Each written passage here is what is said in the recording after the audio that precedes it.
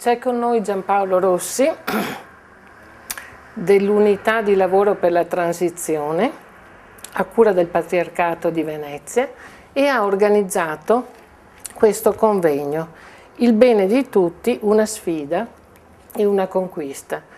Un convegno dal tema abbastanza inusuale e per questo probabilmente molto significativo. Può dirci qualcosa d'altro? Sì, è significativo, infatti ha avuto anche una risposta che nessuno si aspettava, abbiamo avuto gente in piedi, che significa che abbiamo trovato, che abbiamo proprio centrato una questione cruciale. Spiego subito che cosa sono queste unità di lavoro nella transizione. È un organismo istituito dal Cardinale Scola prima di trasferirsi come arcivescovo a Milano. Cosa dice Scola? Siamo nell'epoca postmoderna, quindi stiamo attraversando, si sta esaurendo, ecco, tutta questa fase, quindi siamo in un periodo che non c'è più, ma il futuro non ha ancora un nome. E stiamo attraversando questa fase. Queste unità di lavoro sono un luogo in cui vari soggetti che lavorano nella società, sono presenti nella società, indipendentemente dalla loro opinione, dalla loro visione della vita, si incontrano per fare che cosa? Per scoprire i germi nuovi che ci sono in questa fase di transizione. Sì, un luogo di scoperta appunto di questi germi nuovi, però diciamo che la sintesi è data dal manifesto. Sì. C'è l'allegoria del buon governo del Lorenzetti qui su questo manifesto, quindi il tutto è finalizzato alla convivenza civica e civile. No? Esattamente, questo è il bene di tutti che è una sfida, perché vuol dire che ancora non l'abbiamo raggiunto, e che è una conquista.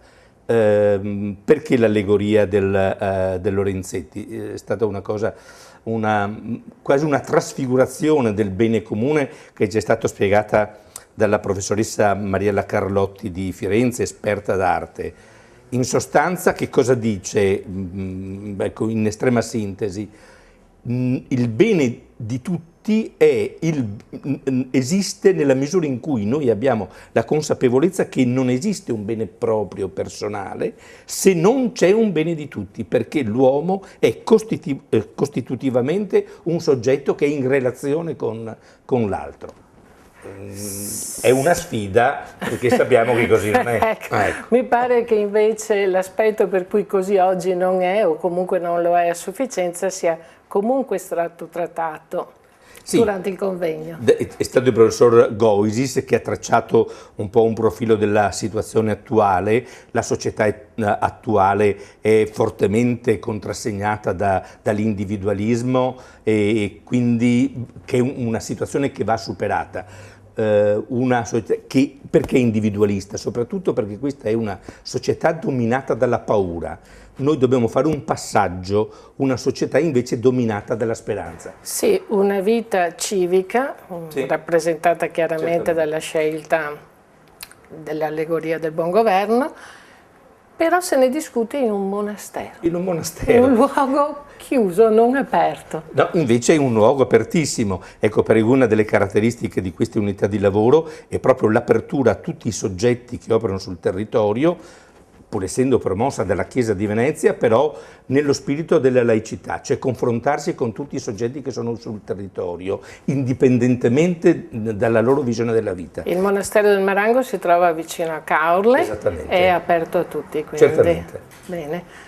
Immagino che ci saranno ulteriori appuntamenti su temi di importanza come questo, o approfondimenti. Certo, noi abbiamo detto ieri concludendo che sabato si è aperto un laboratorio.